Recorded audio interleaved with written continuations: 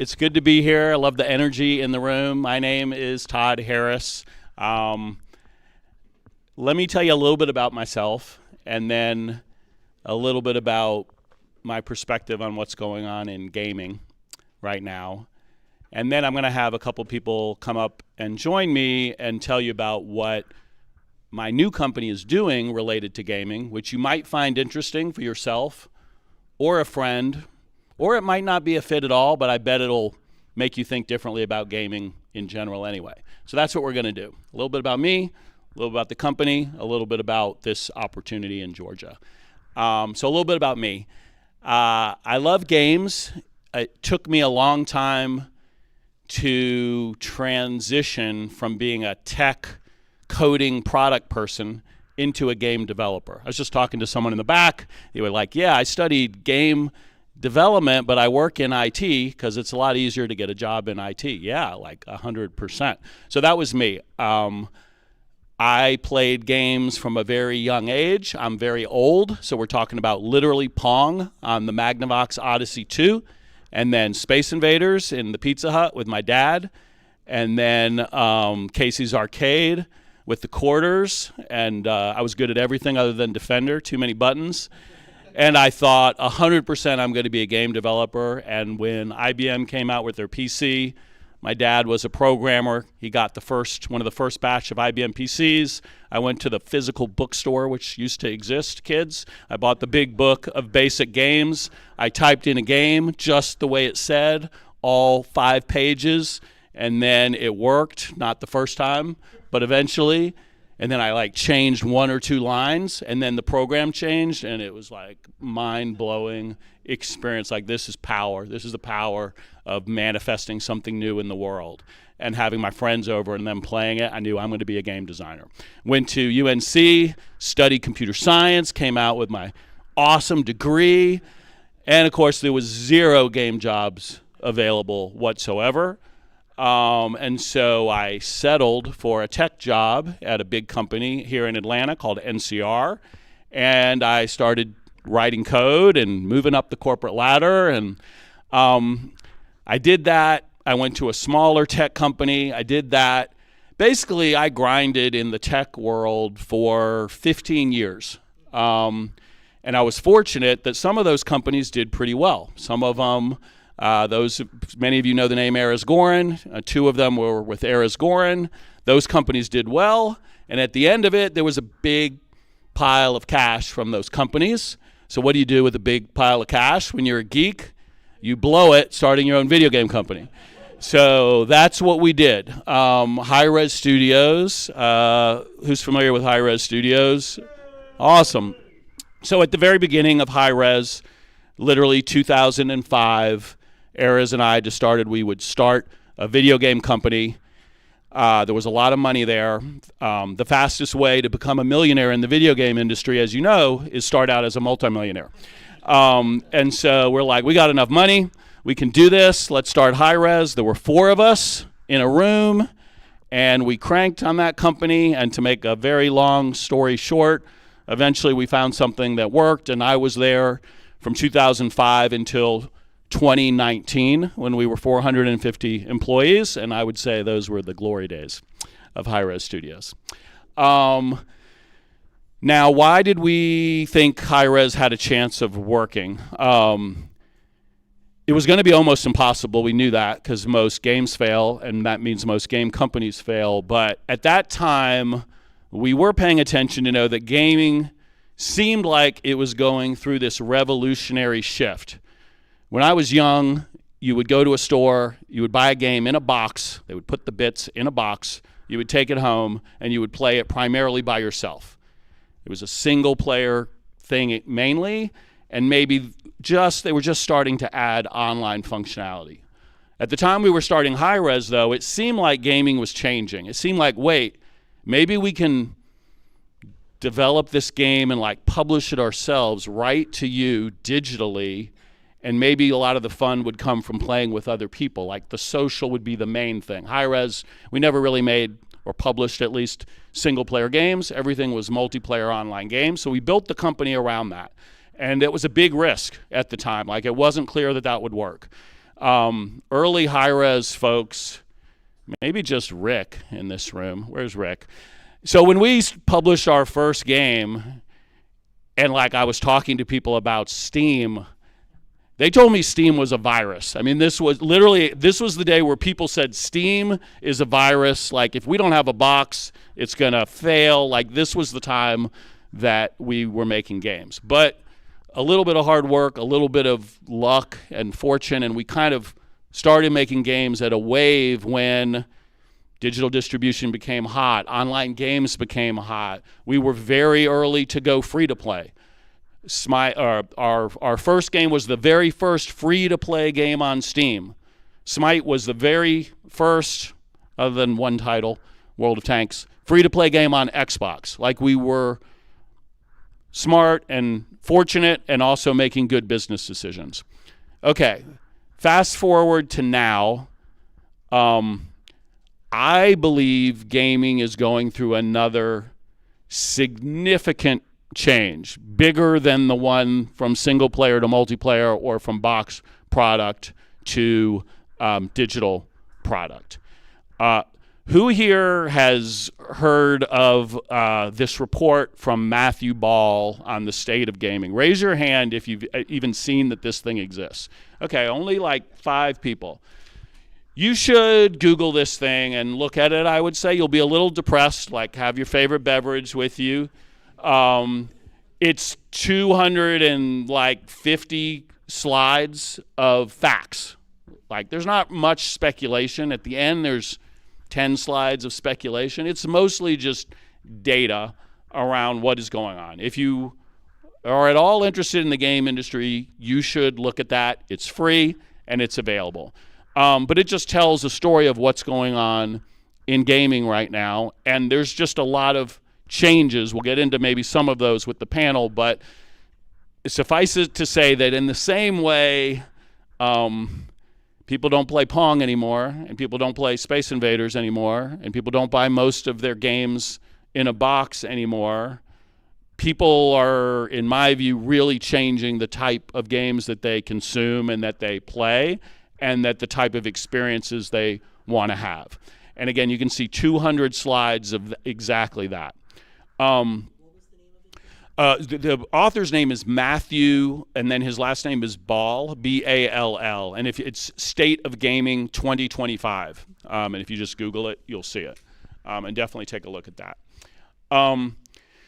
So before I get into some of the details of our program, I want to talk a little bit about what I've been doing since I left Hi-Rez. And also, I want to say now's a tough time for my friends at Hi-Rez, so I want to just say out loud, I feel really bad. We've got some folks here, got a lot of folks not here. Hi-Rez just went through a layoff. It's not unique to Hi-Rez, but it's close to home, you know, where 69 people lost their job. It's always brutal when that happen. So, you know, probably people here are aware, but it's tough times for Hi-Rez, and it's tough times for game makers everywhere, honestly. So what have I been doing since I left in 2019? When I left in 2019, there were a few reasons that I left. One, it sounds kind of cheesy, but for me, the why of every reason I get up and work hard every day is gaming to make the world a better place. That is the why I'm doing this. I saw with my own kids. I saw with kids that played Smite and Paladins. I saw with the kids that play esports in high schools in Georgia, and professional players, that gaming, when done well, improves lives. And so for me, honestly, that's what it's always been about. Now I got to figure out how to have a profitable business so I can do that, but that is the why for me. And I just felt like I was going to be in a better position to do that with a new entity, and that's one reason that I left. The next reason that I left is I felt like it was going to be, in some ways, easier and easier to create games. I mean, creating games is impossible, but you know what I'm saying. Like, the tools were going to get better. This was before I even thought about AI, but there were going to be more and more games in the world, let's put it that way. And the barrier to entry would change versus when we started at Hi-Rez. When we started at Hi-Rez, slight aside because it's a good story, we decided we were going to use the Unreal Engine. And so after searching all the engines, we're like, we're going to go with Unreal. It wasn't as popular back then. It was Unreal Engine 2 with Unreal Engine 3 about to be released as the fresh, hot new tech. And we drove to Raleigh, North Carolina to meet with Epic Games. And I took Erez along with me, and I'm like, yeah, I set up this meeting, and like these guys, like we got a deal, like we're ready to go and license this engine. First, we show up at the door, and they pretended or actually didn't have our name on the register. Like, who are you guys? We're like, we just drove 7 hours from Atlanta for the meeting. They're like, we don't show you. Anyway, we finally got their attention. And basically, I had to spend 6 hours convincing them to let us pay them $1 million to license the game. They said, games are hard. You guys don't know what you're doing. Anyway, I sweet-talked them. They took our check for $1 million, and that's what started Hi-Rez. So games are a risky business, and it turned out, again, to be a pretty good decision. But that was kind of how we got that going. If there start to be more and more games in the world, then the hard part is how people discover games. It's like the marketing side of it. And the marketing side is necessary, but to a lot of creative people, it's like a necessary evil. They really just want to put their thing into the world, and they want people to enjoy it. And they have, in my mind, unfortunately, a naive assumption that if you make something awesome, the world will beat down your door to get it.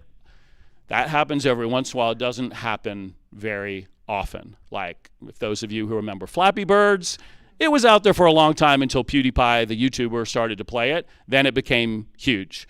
You probably remember Among Us. It was out there for, I think, 2.5 years at like 300 on Steam until the Twitch streamers started to pick it up. A great game is necessary but not sufficient. Marketing is very important. So when I started the new company, I was like, before I even get to game development, I'm going to build a marketing machine. I knew esports worked really well because we did that at Hi-Rez, and so we need an esports group.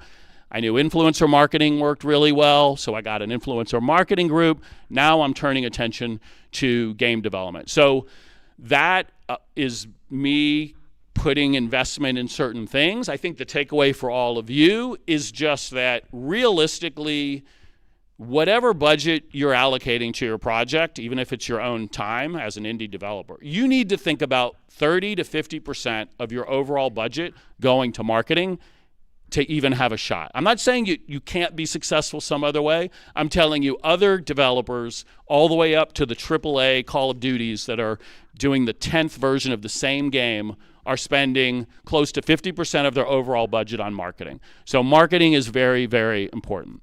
So what are we doing now? My new company is called Resurgence. Does anyone know what Resurgence means or what it might pertain to? If I say the name Resurgence with an R, this gentleman? It is. It's like rising up, like it's rising up. And does anyone know, does it trigger any other like geographic things for you guys? Atlanta. Okay, so you're gonna get this ghost hat because you nailed that. So Resurgence is on the seal of the city of Atlanta. Atlanta's got a phoenix, and it's Resurgence. I am proudly Atlanta-based because Atlanta gave me my career. I moved here, so I am very proudly Atlanta-based. So everything that we do is building a global brand that is proudly Atlanta-based. It looks like Atlanta. It feels like Atlanta. It's got the culture of Atlanta, but it's a global brand. So that is Resurgence. Under Resurgence, we have 3 things that we've been doing, and 2 that we've been doing, 1 that we're going to talk to you guys about for the kind of first time. One is Skillshot. Have you heard the name Skillshot before? So thanks, good, awesome. Skillshot started as part of Hi-Rez. We were making esports games. We needed to do production and tournament administration, so Skillshot was built from Hi-Rez. When I left, I worked it out.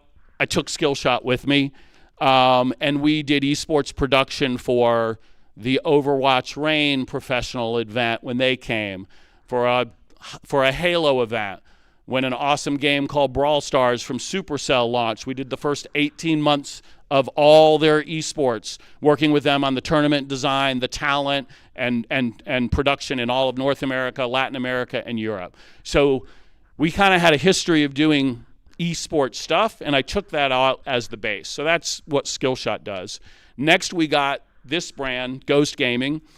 Ghost was built in Los Angeles. I didn't come up with this dope logo. I just thought this is a really cool logo. It kind of feels like Atlanta. We need it, so we got Ghost. Ghost is an esports professional team and a content creation team. So we have professional teams in different games. We just signed a all-women's CS2 team that hopefully is going to be qualifying and making it to DreamHack Dallas. That'll be their big competition. But even more than that, we have gaming influencers. We have about 60 signed influencers in very popular games, because I know that, at least in my experience, if you want to market a game these days, it doesn't really work, in my view, to put an ad on TV. They're not watching TV, right? You could put a billboard in the real world. I mean, it's kind of expensive. Most games don't have that budget. Influencers who people watch because they play games are tastemakers, and they tend to work pretty well. So we have 60 influencers that are on all the major platforms, and if we're trying to market a more casual game versus a more hardcore game, a shooter game, a mobile game, that's what Ghost does. Okay, finally we get to the last piece, which is something we're calling Ghost Launchpad. Launchpad is an item in Fortnite that makes you go high in the air. And what Ghost Launchpad is basically an accelerator for developers who have the heart of a indie developer, the hustle of an entrepreneur, but want to be part of a community of builders and people that can handle the marketing and the business side of it, so they can focus on the game side of it. That's what it is. When I was starting to think about this, Brian Grayson in the back, who will join me in a second, who was at Hi-Rez and ran his own studio, was also thinking Fortnite is an interesting ecosystem to build in. So he is leading the effort, and we have down in Buckhead, actually it's right outside the Lindbergh MARTA station, we have invested in a facility that's a really nice work environment. It's got a meeting space, it's got a gym, it's got computers, it's got good internet, and it's the sort of thing that people might think about as like a tech co-working space, if you're familiar with that. Like, oh, I'm going to start a company and I want to be around other people starting a company, and we'll learn from each other and we'll be grinding together, and when I run into something, and it's kind of that vibe that we're creating, but it's all game makers, and most importantly, for right now, they're all making games inside Fortnite.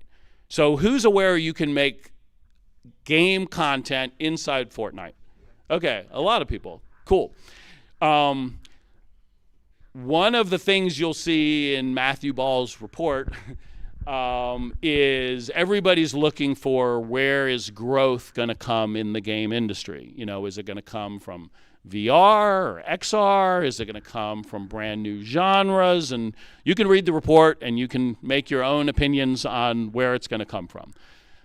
One place it's already coming from is what I'll call social first gaming, right? So if I go back to, so really where the platform and the social connections and my friends list is like one of the most important things about where I'm spending my time. And in the same way, when I started playing games, it was single player, and then with Hi-Rez, it was multiplayer, and I make friends by playing Smite or Paladins, and it's a lot about that social experience. In my view, not for every gamer, not for every game, but a lot of the next generation are going to where their friends already are, which is Roblox, Minecraft, Fortnite, maybe the new GTA with what they do, and it's user-generated content in these environments because that's where their friends are. They're like hanging out in there. Like this is, Roblox already, by the way, has higher concurrency than any gaming platform out there.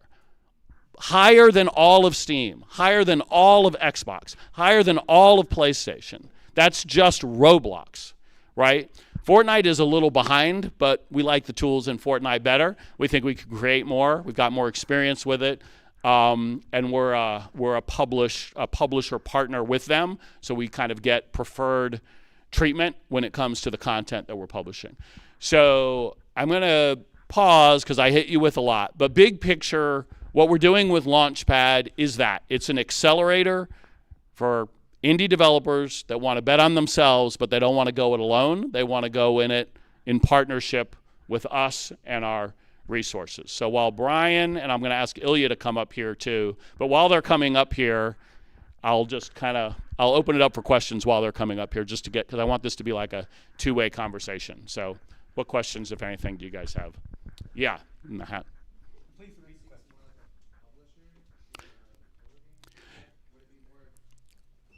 So the question is it more of a publisher than a coworker? And it's basically both. So we are doing the publishing functions of marketing and helping with discovery, which is a real challenge with that ecosystem right now. We have a bias towards people working in the studio, which we call resident developers, because we think there's a lot of benefit, but it's not 100% in studio. We do have some teams who are working remotely with us and not using the co-working and only using the publishing side of it, if that makes sense. So I'll open it up, but just I'll let you guys introduce yourself. What do you want me to do with these mics for multiple people? You keep the lob. Whoever's talking the most, get the lob. But okay. Pass the other around. Oh, okay. Does this switch?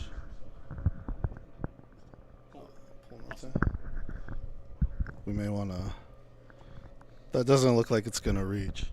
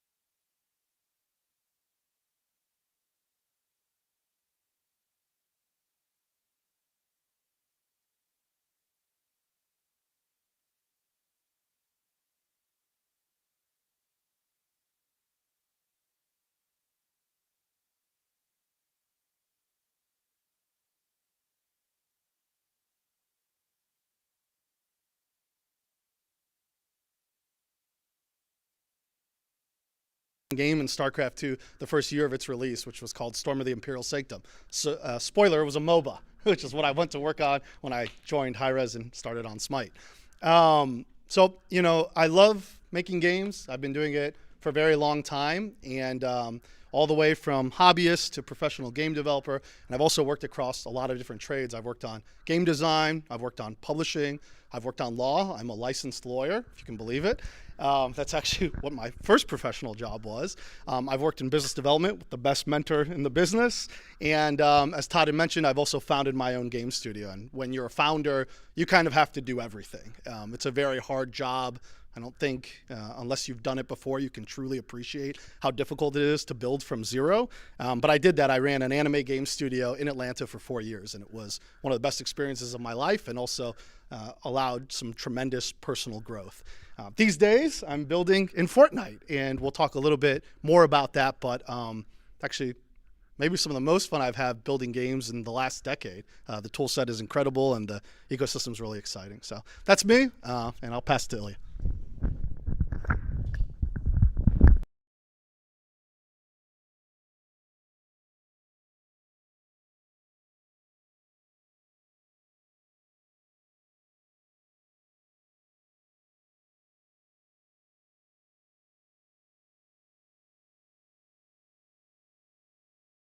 I have been a web developer for about 10 years.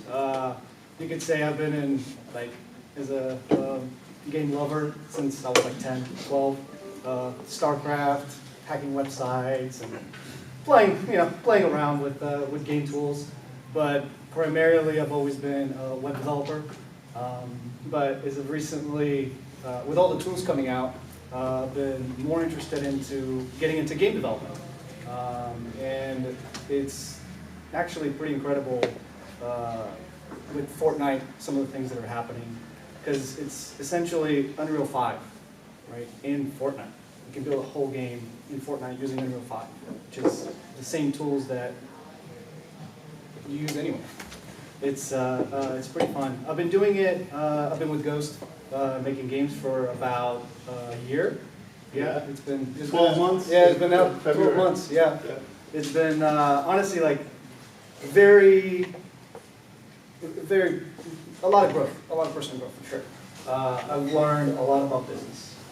Something that I definitely didn't know as much just because I had focused on my technical skills. I've done back end, front end. I've done a lot of different programming. A lot of that, I've also done design, but I never really focused on the business. And going through this program, I've learned just how important business is to really any product, right?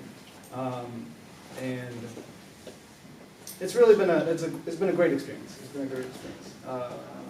I feel like I've learned years of video game lessons in like a couple months. No sleep, just work. And I got 3 kids, and I'm married, and I do have a job. I'm still a web developer, so it's a lot of fun. Honestly, it's a lot of fun. All right.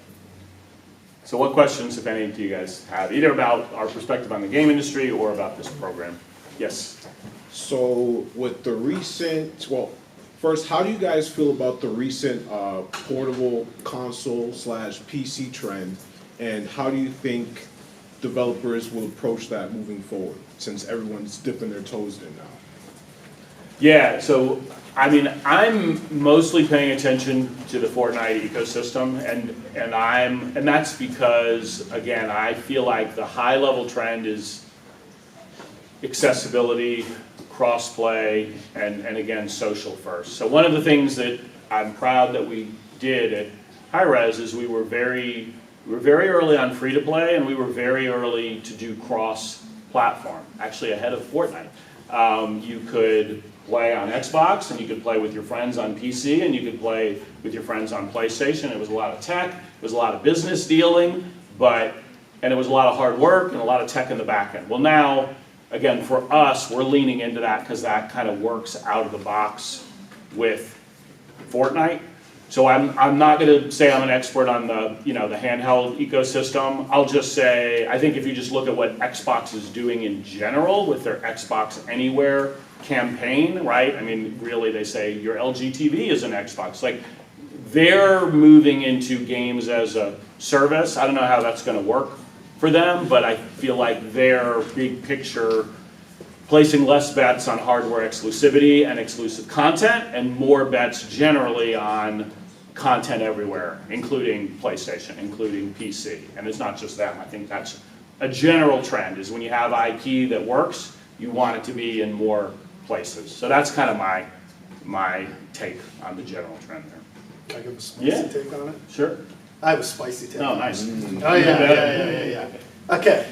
All of these handhelds are just the platforms driving retention for their existing audience. I don't think you're going to see meaningful market segment growth from these. I don't think it's like, oh, I wasn't a gamer and now I picked up this new handheld from PlayStation and I'm going to be a gamer now. No. The only people buying that thing are people who already have a PlayStation and they're just engaging in a deeper way in the universe. It's like my friend just had his first kid and he's like, he plays normally PC games. He's like, I got to pick up the Steam Deck. I got to be able to play from my couch and watch my kids. It's just more comfortable. And then actually to get a PlayStation, so maybe it's working for that. But I think that how it impacts developers is sort of 2 ways. One, and we learned this at Hi-Rez, certification on console is really hard. You could hire a whole team to do it because you don't know who you're going to get on the certification. You don't know how strict they're going to be on the rules or not when you do your submission. And then you've got to move around that. And it can be strict on the game. It can also be strict on your metadata and your store listings. So there's like an expertise to be built up around this. And so more certification for developers means more overhead, means more work. So I don't actually think it's a great thing for developers, even though it's good for the platforms in terms of retaining their users. That said, it's really cool that people can engage with your game in more places, and I think there is a world where for those existing audiences, you can boost your engagement time and find interesting game design tactics to say, hey, maybe I want you to check in with me more often than you would if you were at a console, because I know you have a portable with you, and I can do that, right? And some blending, which hasn't traditionally have been very successful outside of Gacha, but some blending between maybe mobile design tactics for your phone, right, and traditional PC console design, some blending between those, I think, one, would make maybe better games, and two, is an opportunity that potentially opens up when people have handhelds and portables, okay? The great thing about Fortnite, I got to shill a little bit, right? The great thing about Fortnite is that you don't have to do any of that. Fortnite is available on all these platforms out of the box. So when I do something on Fortnite, yes, I need to test to make sure that the experience that Ilya and I and Todd are building works well on a Switch, works well on an Xbox, works well on a PlayStation, right? But I don't have to go through those certification requirements. That extra overhead is not here. So I can keep my team small, and I can build, and I can sim ship out of the box. And I think that's really, really cool. Anything you want to? Yeah. So one thing, I don't know if you guys know, Valve actually just, I think, grouped up with the RG. And they released a version of it with Steam OS. And I know they're pushing. Now, I also know that it's like about 95% still PC. So, it's still good, right? We want competition, and I like Linux, so. But, one thing working in Fortnite that I've noticed, it feels very much like, almost like web design, right? Because you have your Fortnite, which is the browser, right? And then you have your Unreal Engine, which is your tools to build this experience that is on a platform, right? That people can just reach through a URL or a number, right? So it definitely feels development-like. It feels a lot like web design. There's just, because there's a lot of games. There's, I haven't been doing as much games as these two guys, but there's a lot more aspects to games than there is to web. But I think this kind of consolidates a lot of the work that you would need to do, essentially. I mean, I think, Ilya, your experience, going back to what I led with, which is like you have a passion for games, but you work in IT, which a lot of us know. Again, that was my first 15 years, right? And maybe some of your experiences now, right?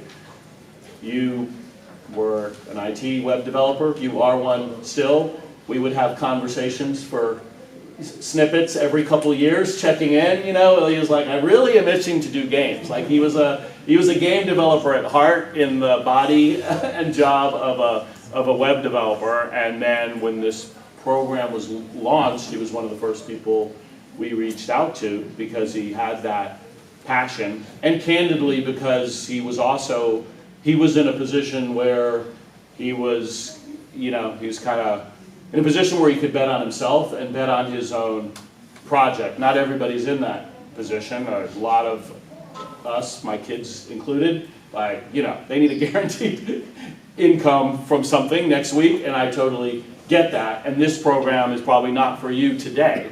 But if you've got some situation, and I've been at a lot of startups, and they're very risky, and the number one thing I would do is just be lean as crap. Like, live at home, don't buy Starbucks, cut my expenses to nothing, bet on myself. It doesn't always work out, but in my view, that's what you got to do.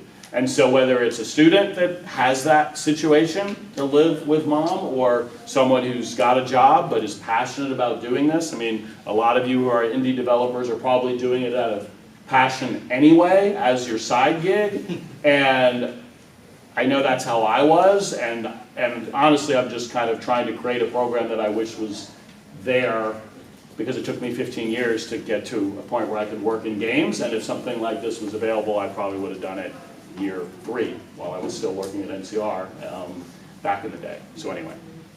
What are the skills required for successful Fortnite development? I will give that to you because you've been thinking about that a lot. Yeah, if you want to be a successful Fortnite developer, I think the #1 skill you really need, more than anything, and this is going to sound like a cheesy answer, so I apologize, but it is the truth, is you really need to love learning. There is just a ton to learn when you are making games on small teams. There is no specialization. There's not someone coming in who's just building rigs and that's all they do.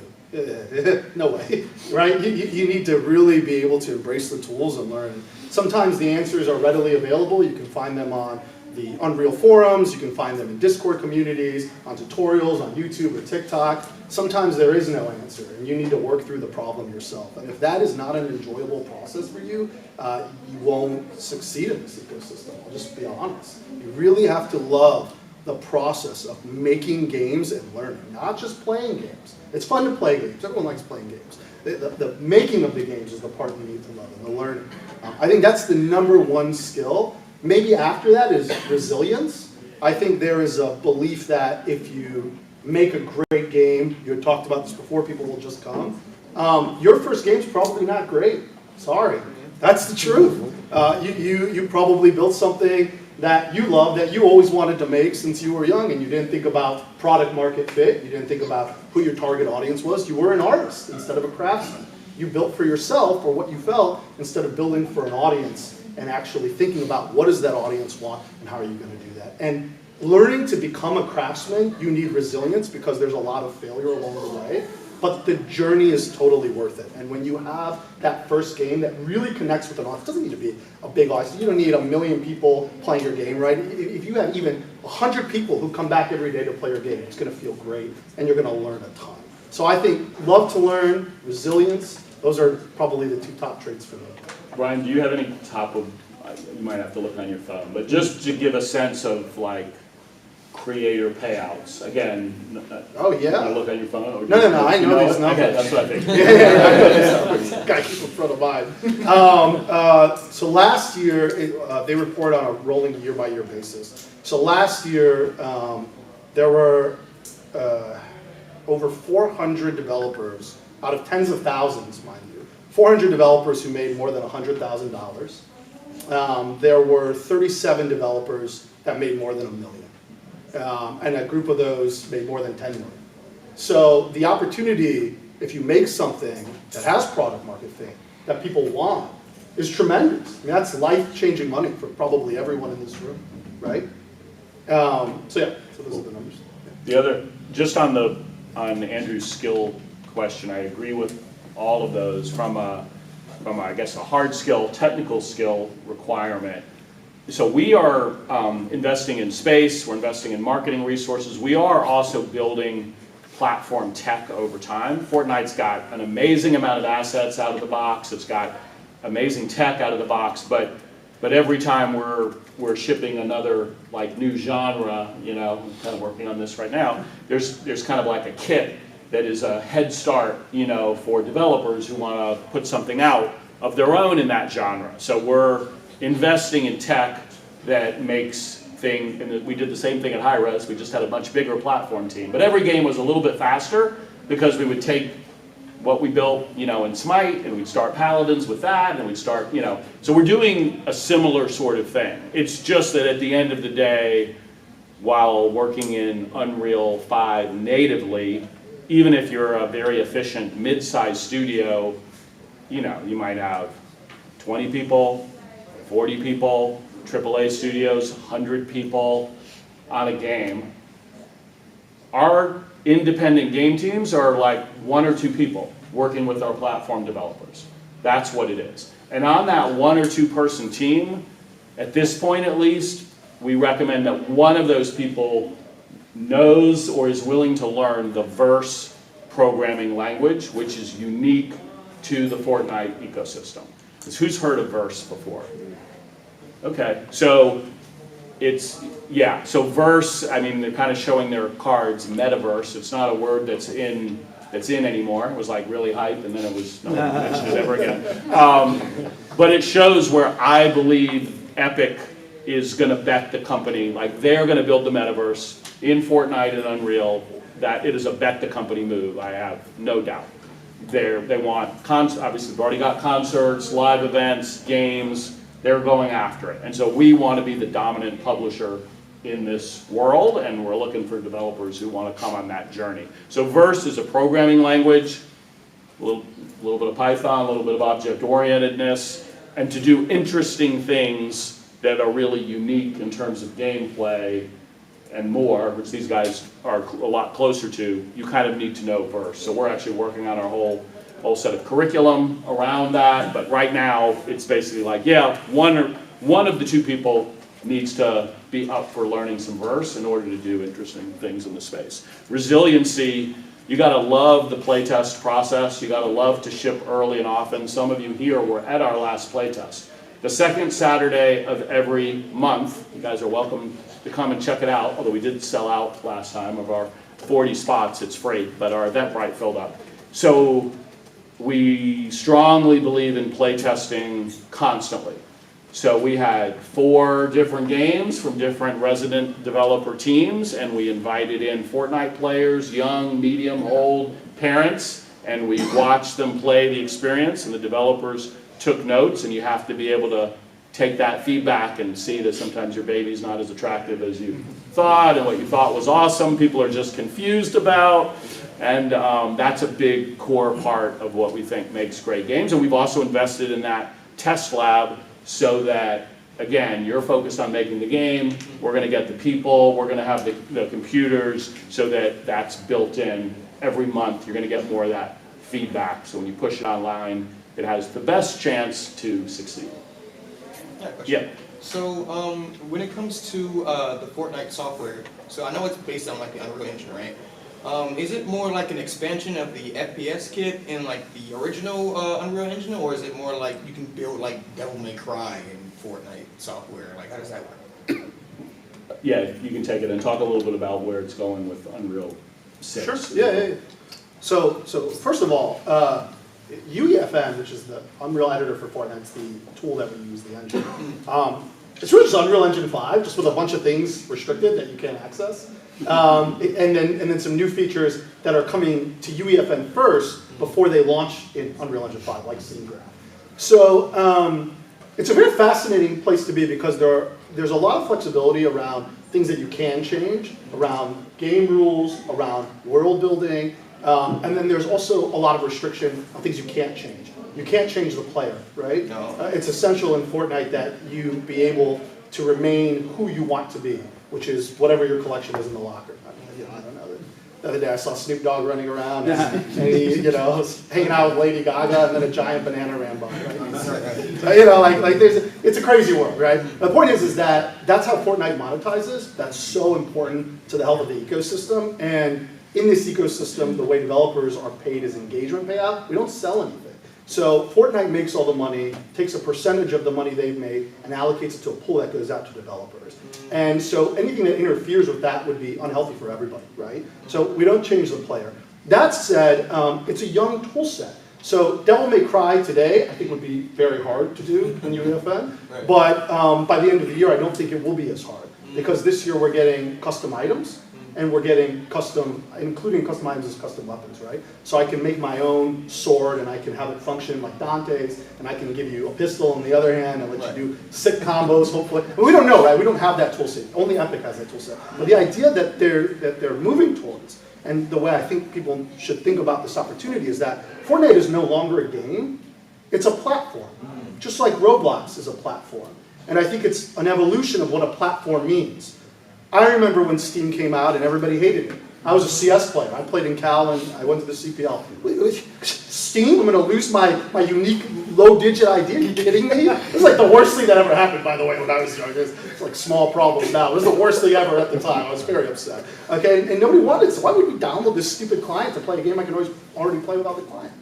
And I think the evolution is, instead of a platform being a user interface that you interact with and download games and jump into, a platform is now becoming a world that you actually have digital property in that you exist in. Not this crypto stuff, that's not what I'm talking about. I'm talking about your locker, okay? But like you have your locker has your shoes, your skins, your instruments for Fortnite Festival, your vehicles you collected, right? And you're able to bring those in to these other games. And where Tim Sweeney is going, and where I think Epic is going with the engine is, and they've been public about this isn't just me speculating, is Unreal Engine 6 will be UEFN and UE5 merged.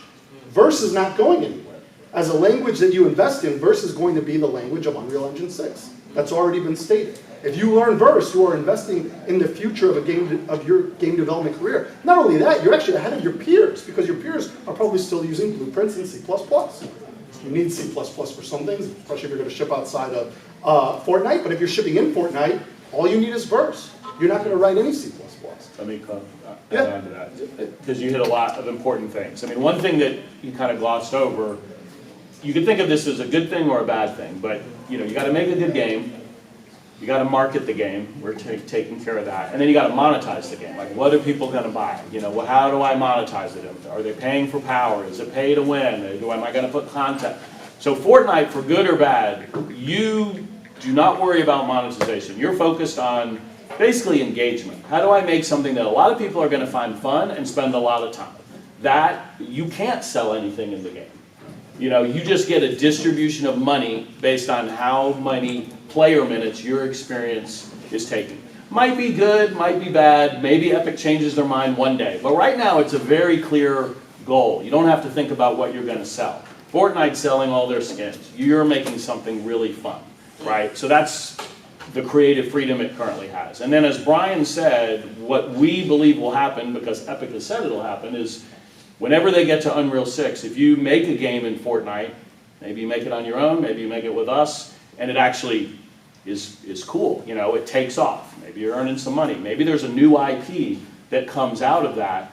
In the future, you will have the option to basically, when they get to Unreal 6, say, I want to publish this game in Fortnite and not have to worry about selling anything, not have to worry about back-end or operation servers, or one button press, more or less, self-publish myself, because, I think this game has all sorts of legs and I got to figure out what to sell and how to monetize it and how to pay for servers, but it's like the same cross-platform path is where they said they're going, which we think that's super powerful. In the same way it was powerful when it was easier to make a game go to PC and Xbox and PlayStation without having a lot of cost.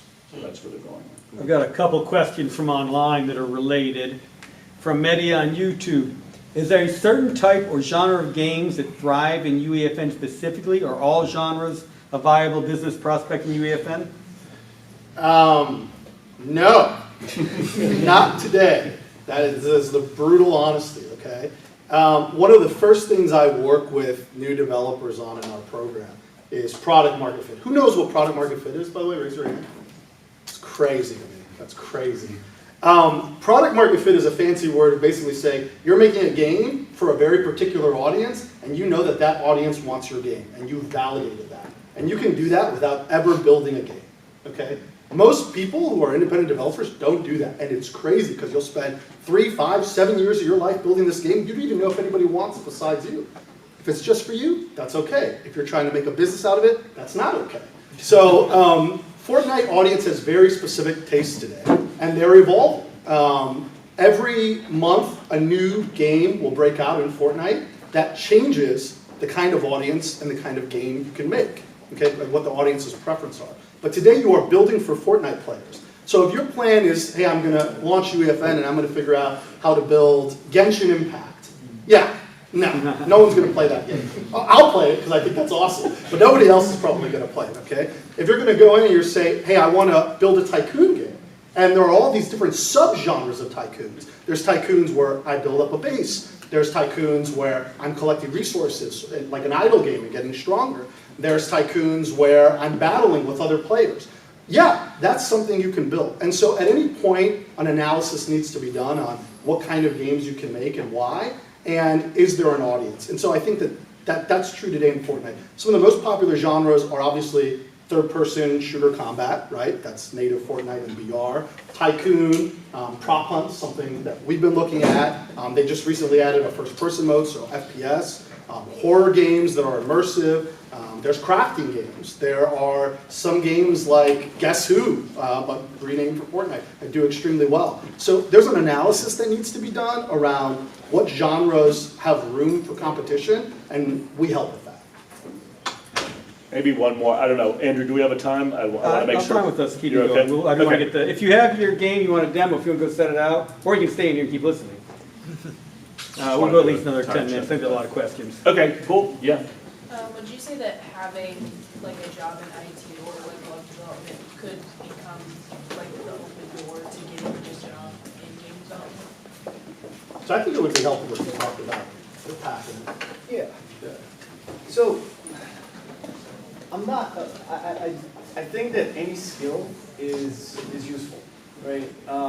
Specifically with programming, when it comes to programming, that is a very transferable skill because you can build anything in any language as long as you have like an algorithm, right? Because you can transfer that algorithm anywhere, right? You can get an algorithm that's used to procedurally generate stuff in Unreal Engine 5 and then bring it in and actually rebuild it using Burst.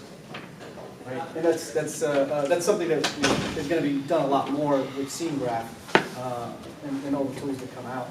So I think a lot of those skills are transferable, but at the end of the day, you just have to have like a lot of passion and just keep pushing. I think that's really the main thing, right? Just perseverance, right? And yeah, just perseverance. How long did it take you to feel comfortable first? I do have a lot more experience in programming, so it was honestly pretty quick. If you know programming, verse is not that hard.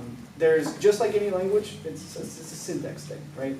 And they're updating it and changing it, and the biggest thing about verse is that it's essentially an API to Unreal Engine, so you can much easier access things in Unreal Engine than verse. And like you mentioned, it's going to be essentially the future of Unreal. So it's a worthwhile language to learn if you want to do game dev.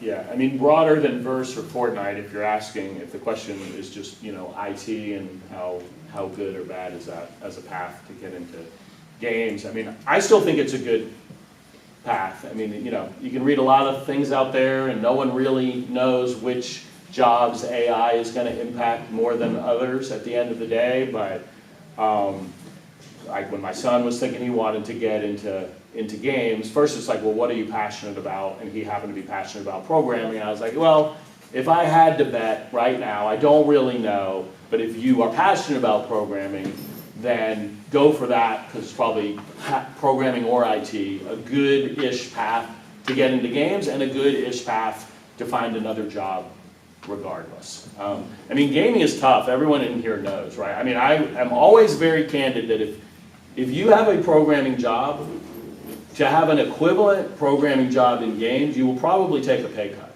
I did, and everyone I know did. So I always try to be very upfront that, like, you only do games because you can't not do games. Like, my sister is in musical theater in New York.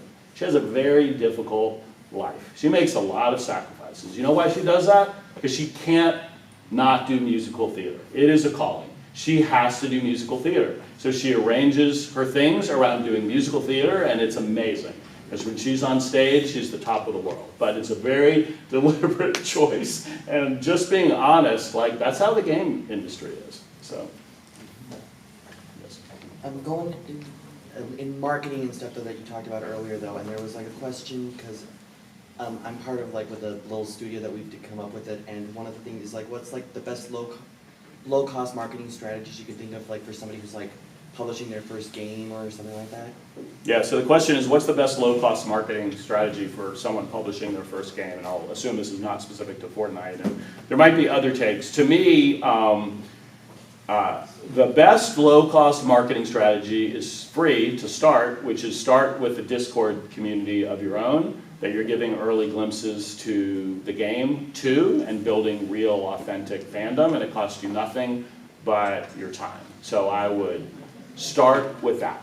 The next best after that is probably organically creating your own social media content, and specifically as long as TikTok is a platform, I would lead with short form vertical content that you can cross post on TikTok, Reels, and YouTube Shorts. And the next thing after that, if you have a little budget, besides your time is find some influencers, broadly defined, that are passionately dig what you're doing, and they might be game influencers. If you're making a fishing game, you might find fishing influencers. If you're making a fashion game, like there's a whole other art to identifying the right people. They will ask for codes at the beginning, but as you get to higher level folks, they'll ask for money, and that would be the place I would spend money after doing the other things that don't cost anything but your time and recording some videos on your cell phone. I just want to add one thing real quick to that. And this is the only thing I'll add, because I agree with everything he said. When you go to the social step, there is a tendency to think that your idea is just so good that you can't share with anyone, or they'll steal it, and someone else will make your game. That is a bad mentality if you have that. You need to kill that. You need to share your game. That is part of establishing product market fit. If you post about your game and no one cares, that is a bad sign. It could also be that you just didn't reach your audience. It doesn't mean that the game can't be made, but it means that you don't have the attention of your audience, and when you launch it, there's nothing that's going to change. So you need to figure out how to get your audience and grow that. And the way you're going to do that, the most interesting content that your audience wants to consume is early previews of your game and what you're working on. And yes, there is a risk somebody may steal the idea and make a crappy copy and put it on Steam and itch.io. But you know what? If your game's successful, you're going to have even more copies coming for you try to eat your lunch. That is par for the course. This is a competitive industry. You have to come ready to compete. How do do you go about connecting with influencers? Do you work with ones that are in Georgia or? Yeah, so at the beginning I kind of mentioned that, I mean, for our company specifically, even before we got to making the games in Fortnite, we built a gaming influencer business called Ghost Gaming, right? So we have a sister company from the game developer where we are signing influencers, not just in Georgia. We focused on North America, and so we kind of have in-house influencers. There is, it really comes down to budget. There are no lack of agencies that specialize in this, but I would say depending on your budget, I mean, you're sitting near some influencers right now, actually. There's Thor. There's a community in Georgia that by attending events, you know, there's different levels, right? There's kind of from nano to micro to mega, and they come with different expectations of what they want, right? And you can start locally finding people that would probably do it for game keys or early access or that sort of thing. So we could talk offline. I could give you more tips on it. And we have a summit every year called Creator Summit. It will be the last week in October. If you want to keep an eye out for that, it is literally 600 influencers in gaming coming to Atlanta. So there's a little bit of a promo for that. Maybe you could meet some people there, show them a preview on your game, of your game on your phone, and get some attention there. And Quack is standing up and back right now. He's with Georgia Twitch streamers, so he's got a whole Discord of streamers. Oh, I gotta give this separately before I'm going. All right, who can name a game that Ghost has influencers in? Anybody? A popular game that maybe Ghost has. Rainbow Six Siege? Rainbow Six Siege. We don't. We used to have a team. What? Sorry, so close. It's a great game. I saw that hand. Marvel Rivals? No, but that's next on our list because that's a hot game. We're missing out by not having Marvel Rivals. Valorant? We did, yes. We competed in DCC. We were 1 point away from making it at the highest level. Okay, here's another one. Has anyone ever heard of Tactical Grandma? Yay! I shared her in chat. Oh, anyone else? Oh, you've heard of Tactical Grandma? Yeah, I did her photo booth in DreamHack. Okay, there you go. You get this too. You can give one to her. While you're giving away merch, David Fernandez on YouTube asked, do you have plans for supporting indie game devs by supporting merch sales pre-launch as part of providing additional funding and enhancing audience exposure? That's a good question. So he's asking about game-related merch sales? Supporting indie game devs, yeah, by supporting merch sales for your folks. If they're in the program and they're in Fortnite, then that is in our, we do merch. You're looking at Tactical Grandma's signed to Ghost, so you're looking at a piece of merch right there. So we do merch today for signed creators, and we could certainly look at that for certain games as well. I think there was a question about that. Yeah. So for indie developers, especially like ones who are like that love to learn, right? At what stage of the game making process, since I know you said that 50% of the budget should be for marketing, right? But at what 30 to stage, 50, but 30 yeah. to 50. Yep. Yeah, so at what stage is it, okay, if I don't know anything about marketing, when do I start going into that, like learning about it? Is it throughout the entire game making process, or is it only when I'm finished? You should have a Discord now, like yesterday. Meaning a Discord for the community where you can start sharing early glimpses and getting feedback of concept art or anything else where you want community engagement that costs you $0 to build up a little community. You should start that as early as possible. And also, especially on the social media strategy, a lot of the most engaging posts that I've seen from indies are typically very early in the process. It's like, here's what my world building looks like, here's what my art style looks like, here's a core mechanic, right? If the game's already done, now you're just showing the finished project, you're going to run out of content to post, right? You're just going to be sharing your whole game. It'd basically be a playthrough that you're posting. That's no good. It's like a drip campaign. Yeah, you want to show them the process. All right, last question. Last question? Okay. We'll be around after the. Better be good, I guess. So I have a question about Verse in particular, because I've never heard it.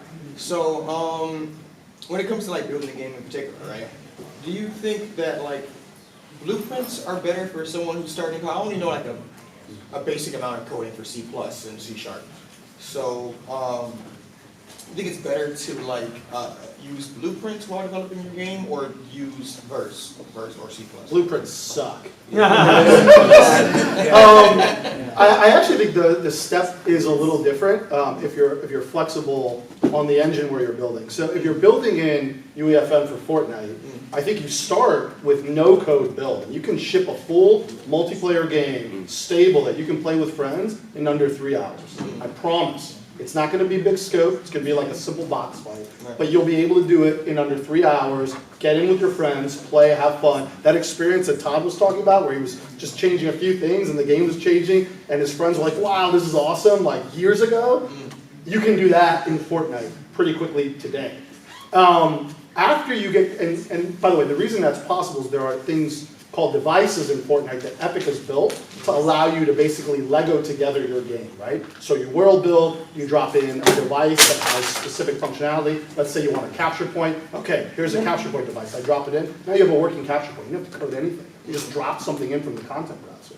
Okay? After you're comfortable with the engine and the tool set and you've had some fun building, that's when you learn Verse. And I'll let Ilya talk about the journey in Verse in a second, but I just want to highlight for us, anyone can learn Verse. You don't need a background in programming. I have taught a first-time game developer out of school how to do Verse, and I've also seen Ilya teach himself Verse, and I've also seen senior programmers transition over to Verse. Anyone can learn it. The time period's a little different, and you need a lot of resilience. No prior experience in coding. To be comfortable, 6 months. That's my general estimate, okay? Prior experience, you're probably kicking butt in the very first month. Yeah, so actually interesting, my first website a long time ago was a third-person MMO RPG using 3JS and TypeScript and did the back end and everything. Then the more newer version I was messing around with is like a flying, like in space, flying around and shooting each other. That's not out yet. But anyway, what I'm trying to say is that programming a lot of this stuff is like really hard. Like doing camera work, like programming, because I had to program a camera. Right? The camera doesn't really, the way I want it to work doesn't exist, right? But in Fortnite, a lot of that stuff exists. So like, I think that it gives the opportunity to actually build games rather than focus on the technical stuff, right? Because like, it's, yeah, it definitely just opens you up to being able to make the game, right? The game that you want. And with Verse, it is simple, but it has a lot of depth to it. And like I said, everything is transferable from other languages, essentially, because once you understand that a class is a class, a method is a method, a variable is a variable, they all work the same, right? There's, quirks and different things to different languages and how they connect, and, but it's all the same. I never, one of the reasons why I didn't really get into I guess, game development is because I didn't do C++, right? I did JavaScript and TypeScript and, well, not Python, but PHP. I did Python later on after it became popular. But I couldn't get into blueprints. I couldn't get into it. And that was a big block for me.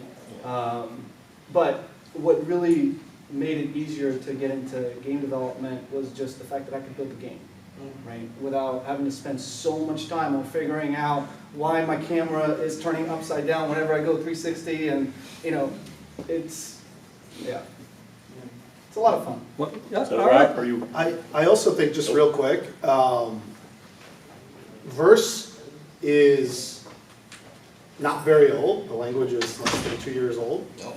Yeah, because it came out with UEFN, right? Okay. So it's a new language. It's actively being worked on as we're using it, which means that almost everybody, other than people who have been in this ecosystem for a while, is still at that starting point, is still learning.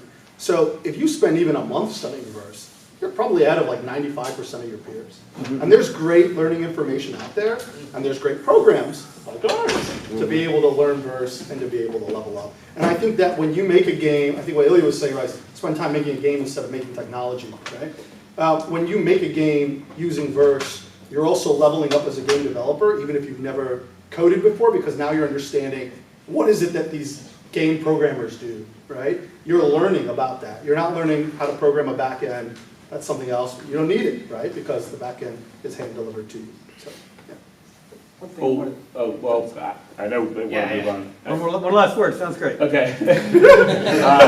Well, I was just going to say, I mean, thanks for all the questions. Again, it's a TLDR. It's a difficult time for the game industry. It's a difficult time for people who want to be in games. If you want to get a salary position at a big game company, I have nothing but, I'm wishing you luck. It is hard. If I work with you, I'll write you a recommendation. It's tough out there. So you might be taking an adjacent job for a while until things change. That might be an option. You might have an indie project that you're doing on your own in Unity or a tool you're comfortable with. You might hear this and be inspired and be like, I'm going to crack open that UEFN thing. Like, it is free. Like, I got a PC that can run it. I just download it on Fortnite and mess around with a little bit. And you might decide to do that on your own, in which case we want you to be successful. If you mess around with it a little bit and you're like, ooh, I like this. I can really make games quickly.